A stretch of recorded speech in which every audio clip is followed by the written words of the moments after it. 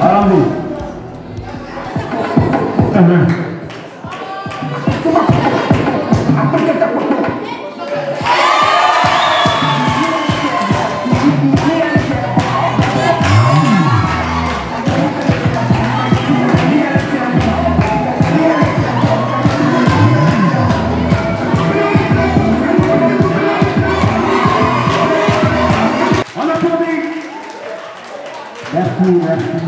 Merci à toi, cher Barthélémy, pour cette belle présentation.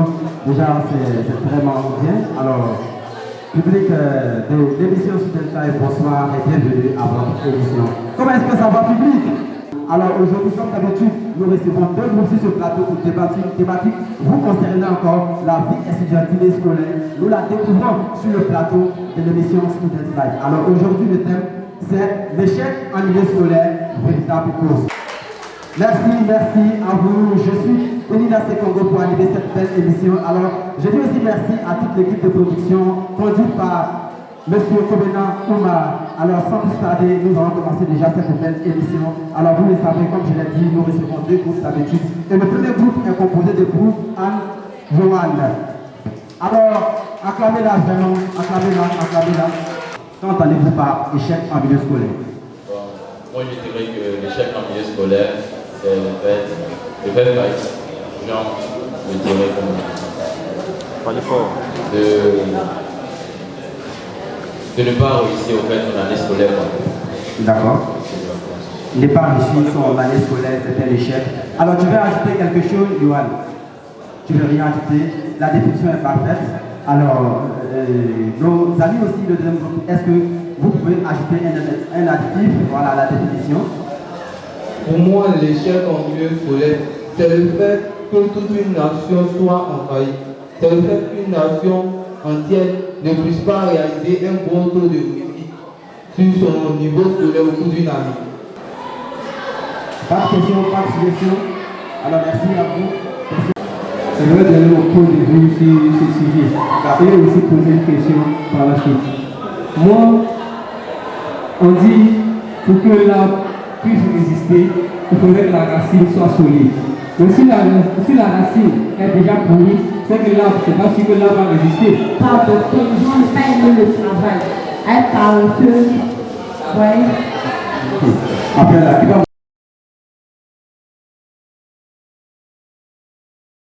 du jour, c'est M. Bernard Mindje-Kofi.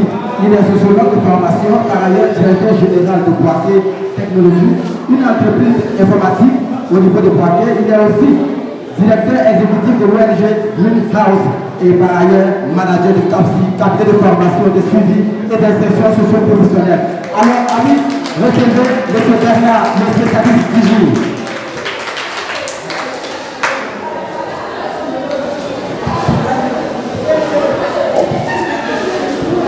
Monsieur Bernard, bonsoir et bienvenue sur le plateau de l'émission Student Life. Bonsoir, M. Sekongo. Comment est-ce que vous allez? Je vais très bien. Alors, ce soir, nous parlons de l'échec en milieu scolaire, véritable cause. Vous, en tant que manager de cabinet de formation, de suivi et d'insertion à l'abrégé, CAPSI, vous êtes la personne la mieux adaptée pour vraiment clore ce sujet. Alors, nous en après. Et nous sommes heureux ce soir d'être avec vous. Merci. Je pense que si on veut poser la question du sexe scolaire, à qui la responsabilité, je dis d'emblée que tout le monde est coupable. Je vais parler du ministère, je vais parler des étudiants, je vais parler des enseignants, je vais parler de la famille, tout le monde est coupable. Faisons pas à pas au niveau du ministère, au niveau de la formation. Il faut dire que dans le temps, lorsqu'on recevait les enseignants, l'enseignant partait à l'EDES ou à l'IPNES et faisait au moins 2 ans de formation. Mais maintenant, on peut recruter les enseignants à 3 mois, 6 mois et les enfants, les enseignants sont sur les terrains. Ils n'ont aucune pédagogie.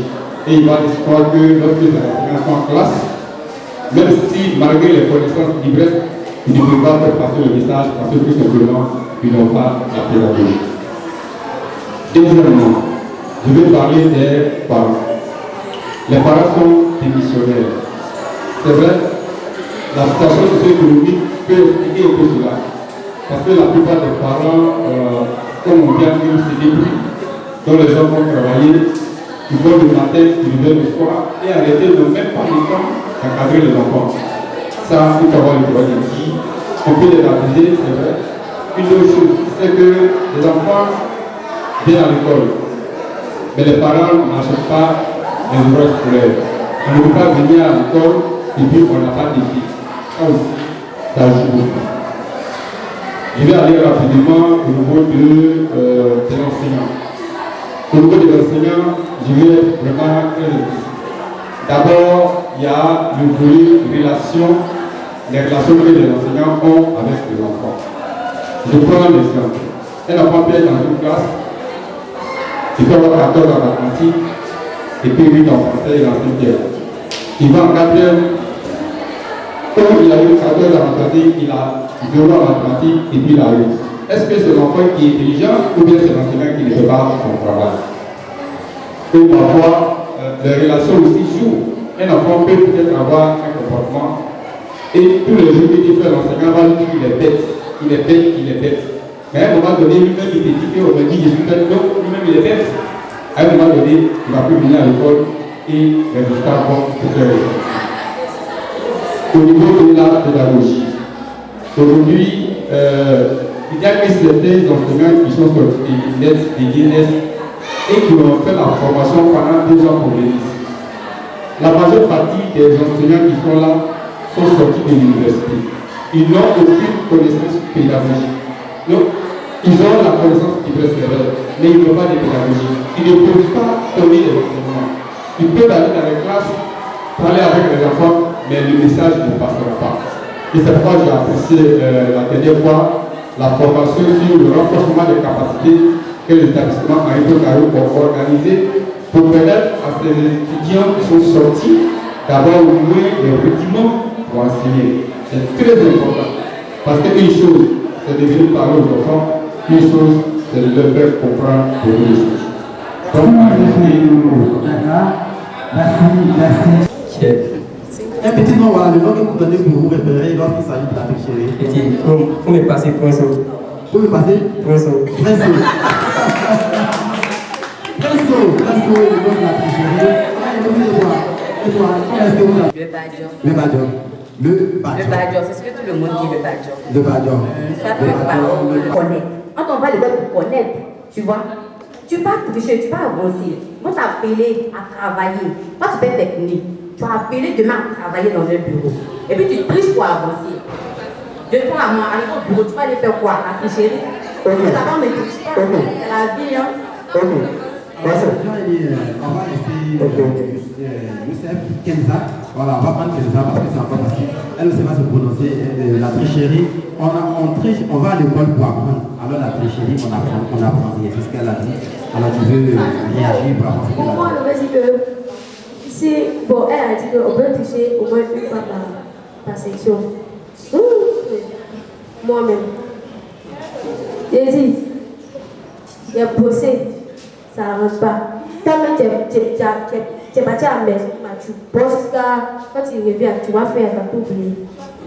Je n'ai pas mon badger, quand il arrive pour ça encore. On dit pour ça, je vais déposer toi, moi, mais ici, il faut y regarder le tableau. Et puis, les badgers comme ça, toi-même, tu lis dans tête du professeur. Quand il dépose toi, tu dis, oh, on comprend bien, tu as jamais t'attraper. Si tu veux le cas fuir, ils vont fuir là-bas. Ils vont jamais trouver. Et dit, souvent la même manière, il y avait un badger. Il l'a attrapé et dit, fuir dans sa chaussure, tout ça là.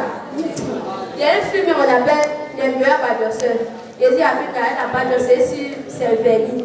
C'est vert là, ce sont les loups. Il dit, à les amis, tu vois, 15 jours de seconde. Nous sommes dans le cas scolaire.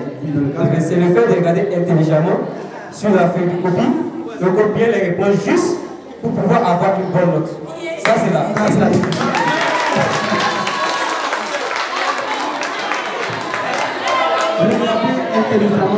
La tricherie, c'est pas une bonne chose. Tu peux faire ça une fois en passant, oui. Là, c'est permis. Tout le monde triche, ça se fait.